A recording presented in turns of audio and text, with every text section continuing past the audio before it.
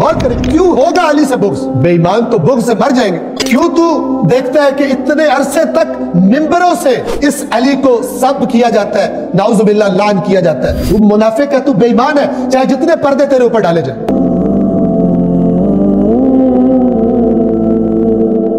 96 اور جو لوگ ایمان لائے ہیں اور نیک اعمال بجا لائے ہیں ان کے لیے رحمان ان قریب دلوں میں محبت پیدا کرے گا۔ یہ ایمان اور عمل صالح والوں کے لیے اللہ کی طرف سے خوشخبری ہے کہ اللہ دلوں میں محبت پیدا کرے۔ کن کے دلوں میں محبت پیدا کرے گا؟ اچھوں کے دلوں میں۔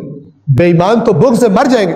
اور ہماری روایات میں ہے، بلکہ اہل سنت کی روایات میں بھی ہے کہ یہ آیت علی علیہ السلام کی شان میں نازل ہوئی، اور وہ جو حدیث ہے مسلم حدیث ہے کہ علی سے محبت نہیں کرے گا مگر وہ جو مومن ہوگا۔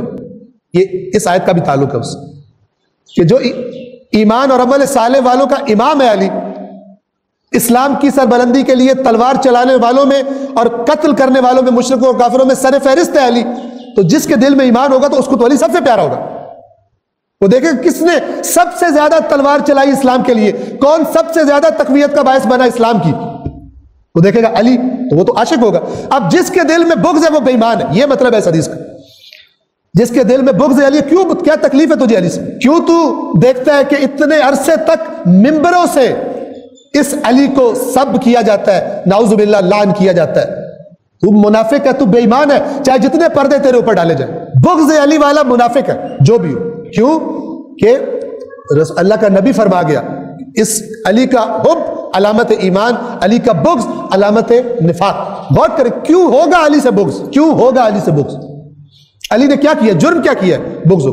جرم یہی ہے اس کی تلوار سے تمہارے عزیز نہیں بچے جب وہ کفار کی حالت میں تھے، اور تم چونکہ دلوں میں تمہارے ایمان اترا نہیں، تمہیں علی اچھا نہیں لگتا، تمہیں اپنے بابے دادے یاد آتے سارے، اور پھر جب تم علی کو دیکھتے ہو تمہیں تکلیف ہوتی ہے۔